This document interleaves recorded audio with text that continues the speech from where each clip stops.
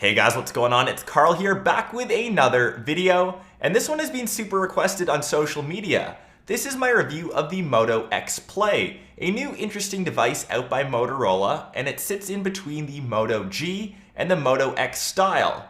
I think they should have called it a different Moto letter, like Moto F or Moto U, just because it kind of confuses people where this sits. But it is a medium ranged or a medium tiered smartphone, retails for $300 to $400 depending on where you are, and it isn't even available in some countries yet, like the US. Up here in Canada and in the UK, we are pretty lucky. We've got a few of them in stock, so this is what I think of this pretty cool device. So this is the Moto X Play. As I said, a very strange name, but that is what Motorola decided to go with. When we take a look at the specs, it's completely packed, which is a bit weird since it's only a medium-range device. 1.7 gigahertz octa-core processor, a full 1080p 5.5-inch display, Gorilla Glass of course, 21 megapixel camera, a front-facing 5 megapixel camera. This thing is ready to rock and roll, and it only retails for $400. What is the caveat? On the back, we do have a plastic backing. It doesn't feel as premium as, of course, the likes of, say, an iPhone, the Samsung Galaxy S6 lineup, but it will serve its purpose, and I'm going to rate this around slightly lower than the LG G4. And to tell you the truth, I am slightly disappointed, but that's because I'm just used to using top-end smartphones. The backplate is removable, and you can swap these out for a few different color options of your choice. When we take a look around the rest of the device, it is in a metallic finish, but once again is still made out of plastic, but it is quite sturdy. On the bottom, we do have the micro USB port for charging, and up top we have the SIM slot tray as well as the 3.5mm headphone jack.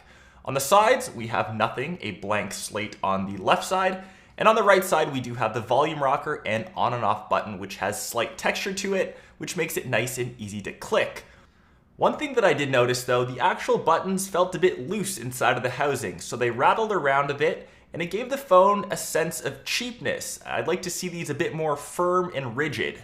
The rest of the device, we have a 5.5-inch 1080p IPS display, very decent viewing angles, and unless you are comparing this to the likes of a Quad HD display like on a Samsung or LG G4, you won't notice too much of a difference, but maybe the colors could be slightly more saturated.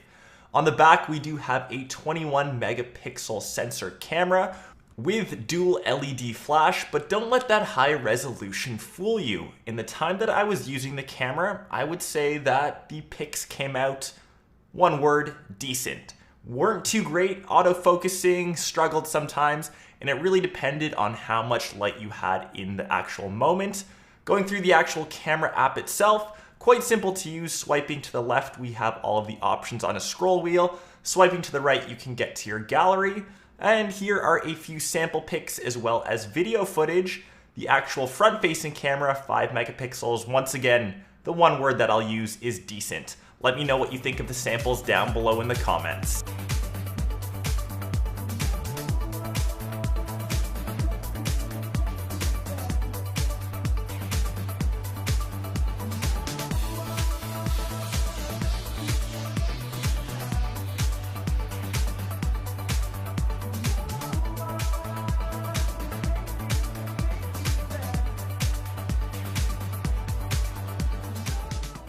Performance-wise, the Moto X Play is running near stock Android. All Motorola, or most Motorola devices now, have that near stock Android experience, and this is my favorite kind, even if there's upgrades to TouchWiz, HTC Sense. Stock Android, the way to go, and my reason for switching to Android a couple years ago. This game, though, is the bane of my existence in every single Android review that I do.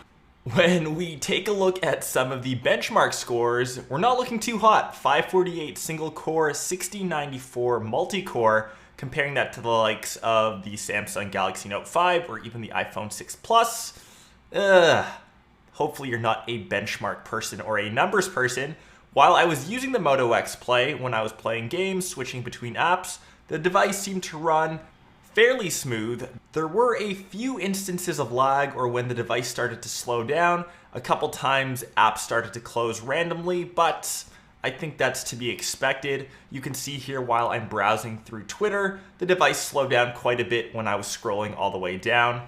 When I switched to, say, Instagram or Facebook, these hiccups seemed to be gone. Just wasn't as quick or snappy as other devices that I've used. But remember, you are paying for that less than premium performance.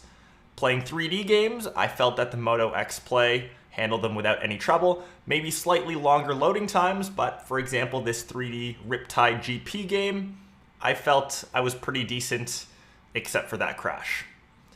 Multitasking between applications, this was also fairly smooth, maybe took a bit longer to load, but unless you have this side by side of a flagship, you won't notice too much of a difference.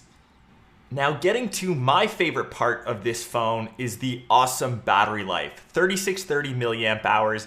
This thing can last 2 days, 3 days on limited use, and for those of you that love to use your phones throughout the entire day, are power hungry, this thing will last you without any issues. This is a reason in its own just to buy this phone. In the end, this device has awesome battery life, decent performance, as well as moderately priced, and it'll also depend on who carries this phone. For me, it's TELUS, and they've got some pretty sweet carrier-specific features as well. Like TELUS Wise, it keeps everyone safe online, and for more info, I will leave their link down below in the description box, and if you are looking to buy this device, that link will be left down below also. So that was my review of the Moto X Play 2015. Remember, mid-range money we're talking about here. Let me know what you think of this device down below in the comments. I believe I've read on a couple forums this will be coming to the States, maybe rebranded as a different Droid device. Not too sure, but expect it to be coming in the next couple weeks. And if you guys like this video, be sure to smash that like button and subscribe to the channel for more sweet tech content. And I will catch everyone else in my next episode. Peace.